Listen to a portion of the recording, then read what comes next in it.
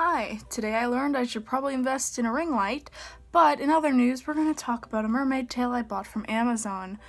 Now, most of this is going to be a voiceover because I really didn't plan this video, so this part is actually filmed last.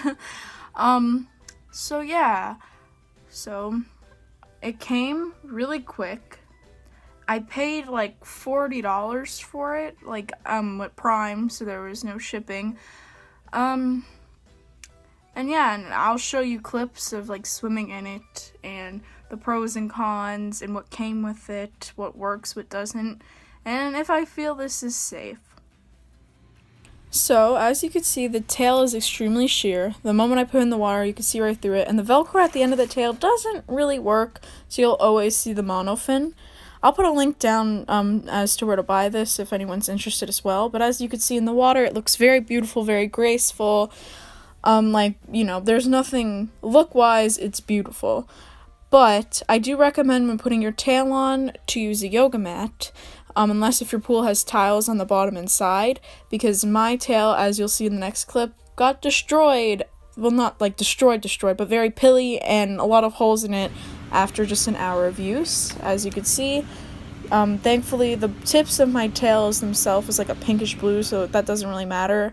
I couldn't film underwater for this part, but those little black things that I'm pulling off, it's supposed to be high on the ankle, but my feet were never straight aligned because it's not tight enough to keep it.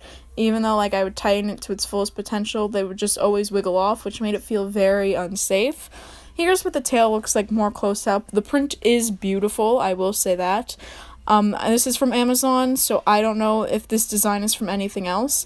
But sadly, as you could see, the monofin after the first hour of swimming, it did get very chipped and just scratchy at the end. So that also contributes to the edge of your tail getting ripped. If you really do want to save your tail, I would probably put silicone on the end or something. It also came with this little seashell bra. I can tell you right now, it probably won't fit anyone under the age of 7. There's also a lot of weird strings on it, but yeah, it's pretty much useless. I'll find use for it. It's okay. So my overall rating for this tail from Amazon would probably be a 7 out of 10 if you're a beginner. And I say that because I have really small feet, super small feet. I'm a size 4, I go as small as a 3 type of thing. And this monofin is kind of directed towards children, and my feet slipped right out. And I know kids' feet are much smaller than mine. And I know that's good, in case if something happens, you could easily get out. But it's also kind of feels dangerous in a way, because while one foot comes out, the other doesn't. And so you kind of have to do a little jig where you try to grab it underwater, and just kind of feels unsafe. I tried tightening it many times to the point where I even tightened it around my ankle, which is extremely unsafe. Don't do that.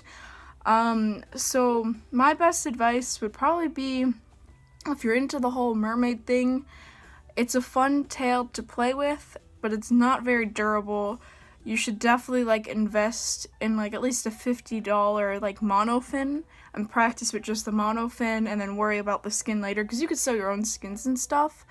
Overall, it is a fun experience, and if you're just doing it for fun, then yeah, it's a pretty good tail, I would say. But if you want to be serious and learn, to be professional or do shows and things like that, I would definitely spend a little extra money on a good monofin and then worry about the fabric tail later on. So, with that being said, puff, puff, out.